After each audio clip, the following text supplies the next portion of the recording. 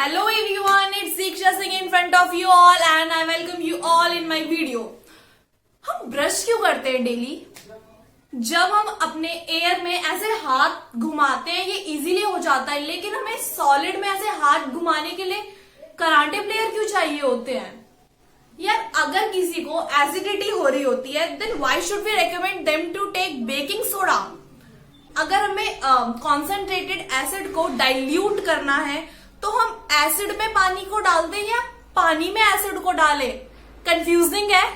If you don't know the reason behind all these things then my dear friends, आपने सही video पे click करा है. So we are going to learn each and everything in detail here. So the first thing is we can easily move our hand in air, but to do the same we need a karate players और karate player. अगर हम ऐसे hand अपना हवा में तो बड़े आराम से ऐसे ऐसे कर लेते हैं, लेकिन हमें सॉलिड में करने के लिए कराटे प्लेयर्स क्यों चाहिए? So the reason is air जो होती है वो हमारी गैस होती है और गैस के मॉलिक्यूल्स के अंदर इंटरमॉलिक्यूलर फोर्स ऑफ अट्रैक्शन बहुत कम होता है. उसके मॉलिक्यूल्स इधर उधर भागते रहते हैं, जो उसके अंदर पार्टिकल्स जिससे वो बनी हुई है उनके अंदर फोर्स बहुत कम होता है. इसलिए जब हम अपने हाथ ऐसे घुमाते हैं तब क्या होता है, उनका फोर्स बहुत इजीली ब्रेक हो जाता है. दैट्स व्हाई हम वहां पे बहुत आराम से अपने हाथ को घुमा सकते हैं, बिकॉज उनके पार्टिकल्स के अंदर जो फोर्स होता है वो बहुत कम होता है.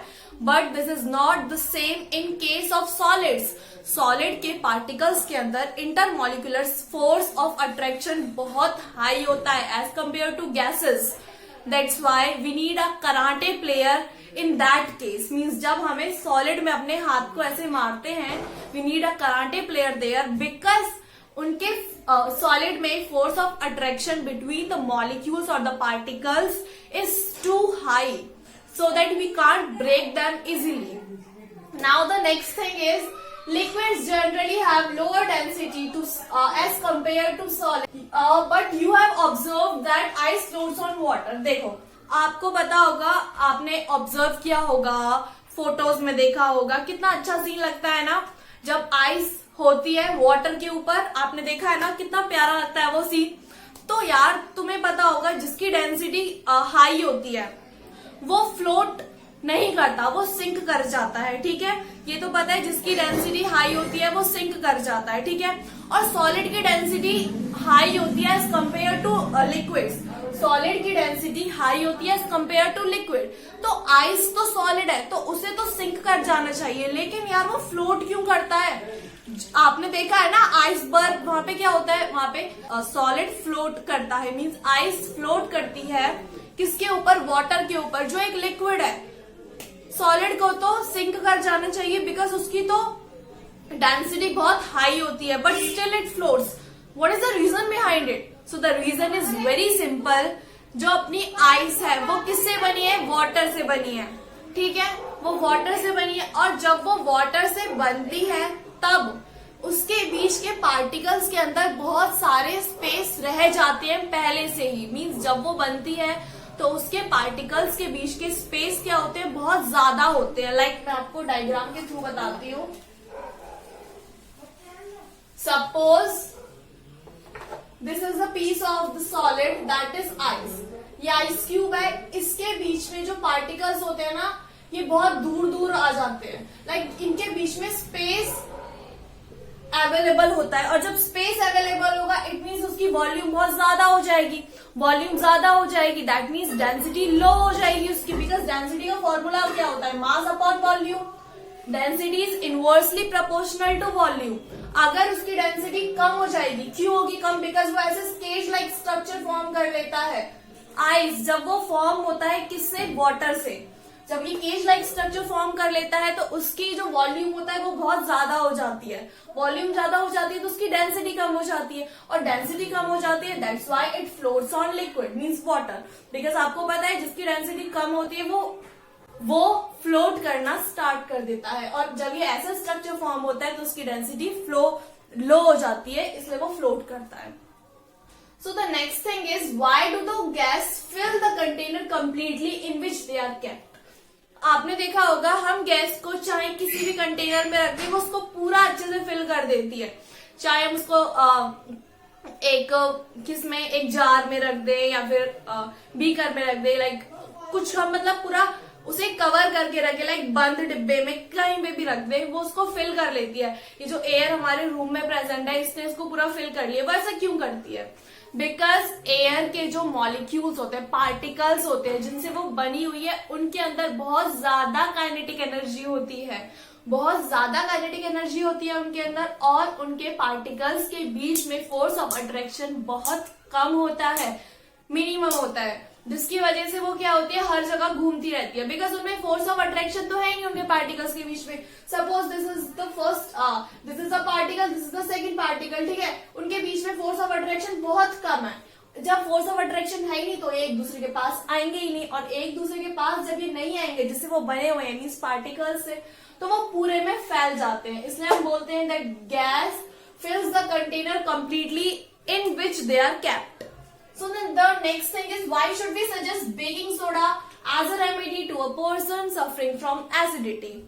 आपने देखा होगा जब कोई इंसान बहुत ज्यादा खा लेता है just because of overeating or any other reason, if that person is suffering from acidity, then many of us recommend them to take the baking soda. हम वो क्यों उन्हें सजेस्ट करते हैं to take the baking soda? दोस्तों the reason is, आपको पता होगा जब एसिड और बेस रिएक्ट करते हैं तो वो न्यूट्रलाइज हो जाते हैं, और न्यूट्रलाइज करके वो सॉल्ट और वाटर बना लेते हैं। ये आप 10th क्लास में सीखोगे। If you are not a student of 10th class, then in very simple language I am telling you, जब एसिड और बेस रिएक्ट करते हैं तो वो न्यूट्रलाइज कर देते हैं एक दूसरे के इफेक्ट को और सब कुछ नॉर्मल कर देते हैं।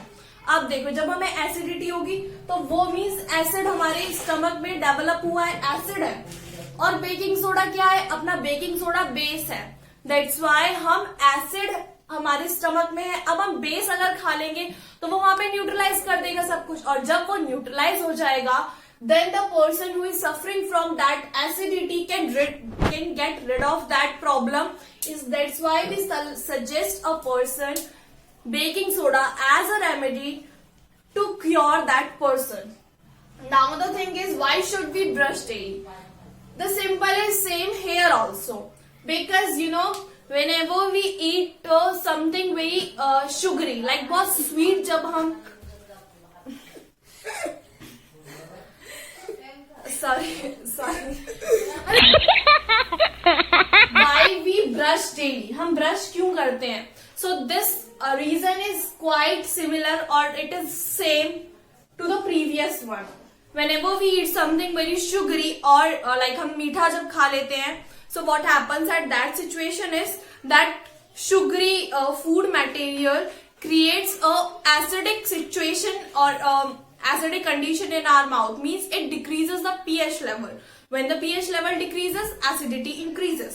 जब हमारे माउथ में एसिड सिचुएशन क्रिएट हो जाएगी तब हम ब्रश करते हैं, मीन्स हम टूथपेस्ट यूज करते हैं, देन दैट टूथपेस्ट कंसिस्ट और कंटेन बेसिक मटेरियल्स, मीन्स हमने एसिड हो गया हमारे माउथ में, और जो हम टूथपेस्ट करते हैं वो बेसिक होती है नेचर में। Then acid plus base neutralise कर देता है उसको, then we can avoid that tooth decay. Otherwise acid जब हमारे माउथ में पीएच लेवल डिक्रीज हो जाएगा, मीन्स जब एसिड सिचुएशन हो जाएगी वहां पे, तब हमें टूथ डिके स्टार्ट होने लगता है और वो हमारे टीथ को कोरोड कर देता है। That's why we use the toothpaste that contains base और that are basic in nature, because acid plus base होगा तो वो न्यूट्रलाइज कर देगा और फिर वो नॉर्मल हो जाता है।